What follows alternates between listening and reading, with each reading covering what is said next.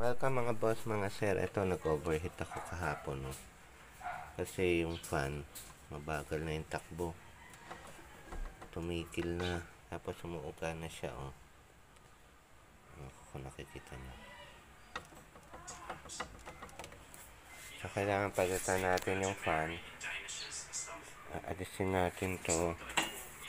Tapos uusog natin ganun para mailabas natin yung fan motor. Para maayos siya. So, ito na siya, pakinggan nyo. Ayun, oh. May sabit na. Ayun, oh. Umuuga na rin. Tapos may sabit na. So, bibili tayo ng motor sa auto supply. Canvas natin, alamin natin magkano, tapos palitan natin. Ayun, oh. So, ito pa, naka-order na tayo sa Shopee, no? Ang mahal kasi sa auto supply yung Denso na brand. Ito.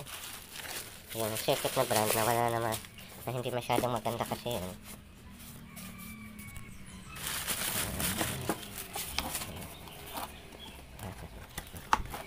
So, ito siya, no?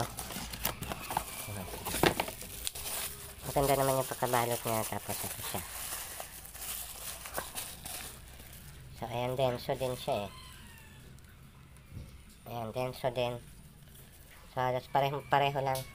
So, ang bili ko dito, almost 900 lang.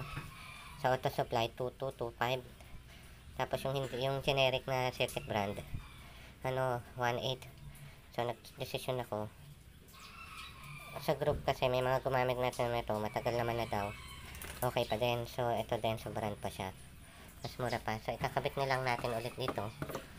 Ayan, yung tatlong tornilyo. Tapos yung blade dito. Yung fan blade dito natin kakabit. Supposed to be, pag on mo ng aircon, on siya, low. Yung fan. Ayan natin.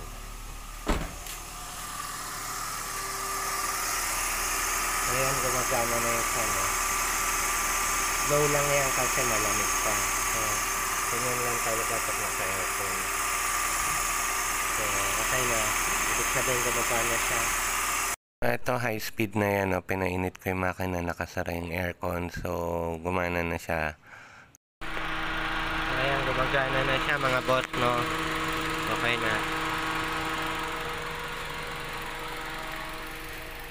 So, gagawa po tayo ng full video, no? Yung paano talagang paklasin, ano mga kailangan tanggalin para makuha mo yung radiator fan motor. So, yun lang po mga boss, mga sir, no? Winidyo ko lang para